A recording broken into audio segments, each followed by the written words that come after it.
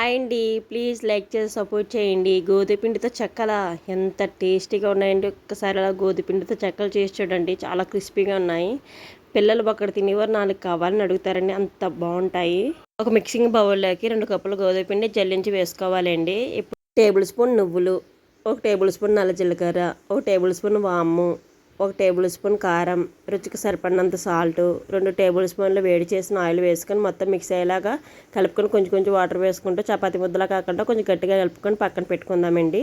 ఇప్పుడు ఇంకొక బౌల్లోకి 3 టేబుల్ స్పూన్ నెయ్యి, 1 టేబుల్ స్పూన్ గోధుమపిండి వేసుకొని పేస్ట్లా చేసుకొని పక్కన పెట్టుకోవాలండి. ఈ ముద్ద 3 పార్ట్ల కింద డివైడ్ చేసి ఎంత పలసగా అయితే అంత వీలైనంత పలసగా చేసుకొని ఇలాగా ఇందాక మనం చేసుకున్న పేస్ట్ని మొత్తం అంతా అప్లై చేసి ఆ చివర ఈ చివర కట్ చేసి చిన్న చిన్న పార్ట్ల కింద డివైడ్ చేసుకొని మనం చపాతీ కర్రతో ఇలా చిన్నది ప్రెస్ అయితే సరిపోతుందండి. మనం గ్యాస్ అనేది ఎప్పుడు కూడా సిమ్లీలోనే ఉండాలండి డీప్ ఫ్రై చేయడానికి. లేకపోతే గోధుమ పిండి కదండి ఆడిపోతాయండి. ఎంతో టేస్టీ అయినా హెల్దీ అయిన చెక్కలు రెడీ అండి. బాయ్ అండి.